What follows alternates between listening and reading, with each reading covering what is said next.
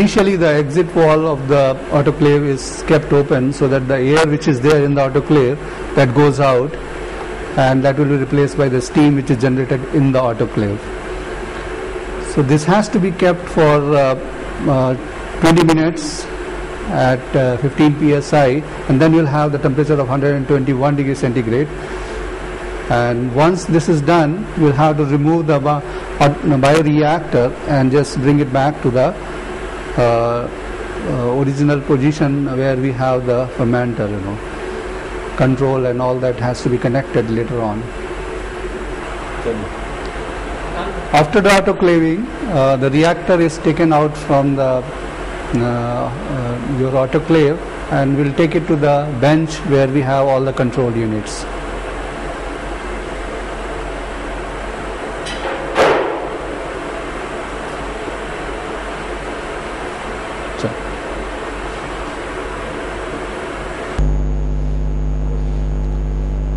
So now we have brought back the bioreactor from the autoclave. After it has been cooled down, we connect all the lines for the control of temperature. So we have water inlet and water outlet over here.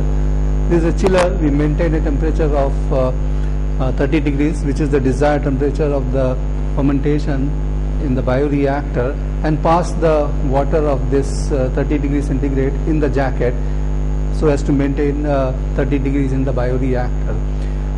We have also connected the pH probe to the controller unit, the DO probe to the controller unit. As you see over here, acid and alkali lines have been connected to the bioreactor at appropriate places.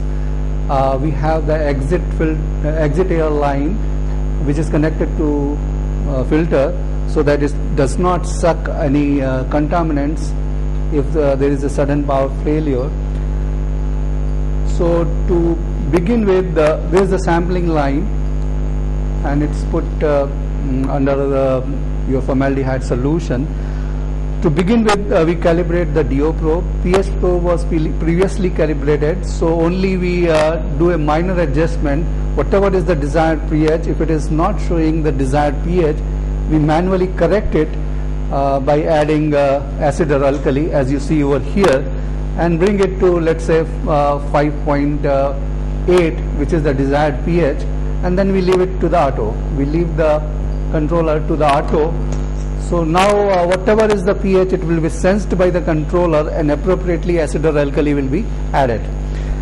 In order to calibrate the dissolved oxygen, we purge the nitrogen in this, and we put the instrument to 0, and we basically measure the dissolved oxygen or oxygen dissolved in the fermentation broth.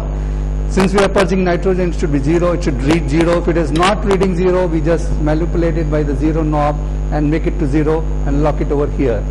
Then we switch the aeration to air, switch the passage of the air instead of nitrogen, and measure the dissolved oxygen to 100%, and at 100% kind of situation of this knob, it should read 100%. If it is not reading 100%, we just calibrate it by the balance knob, and it was calibrated like so. So now the reactor is ready to accept the inoculum. So now we'll demonstrate how to inoculate the reactor aseptically, and then the cultivation will start. थोड़ा सा ये इसकी flame ठीक करो. We are now going to transfer the inoculum in the bioreactor.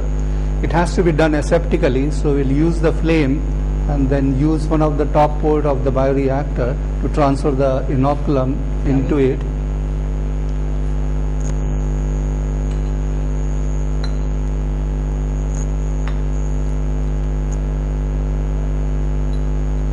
Put the flame near that.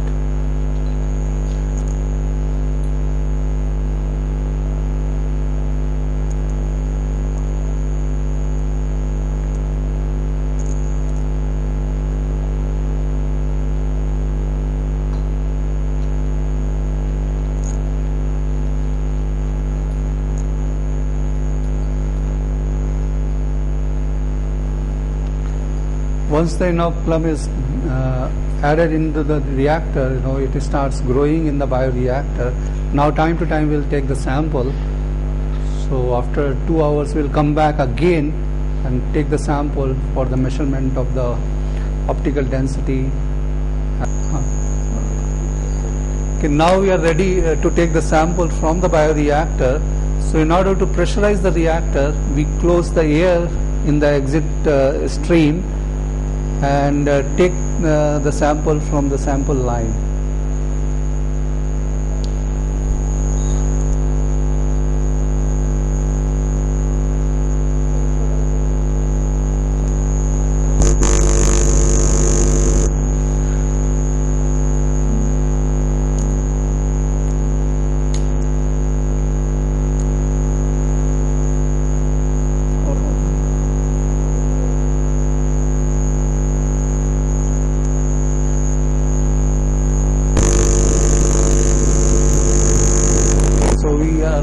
Through with the sampling, we use this sample for the measurement of optical density to correlate the biomass present in the bioreactor, and also we just measure the substrate concentration by the different method.